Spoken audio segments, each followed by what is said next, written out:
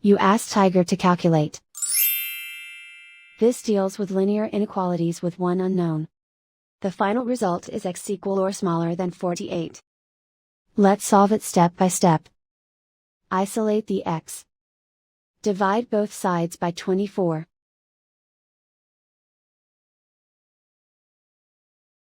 Simplify the fraction.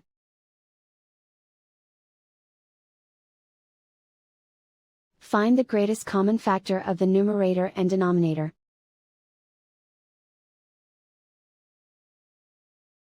Factor out and cancel the greatest common factor.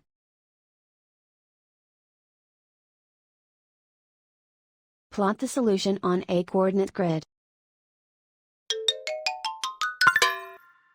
And so the final result is x equal or smaller than 48.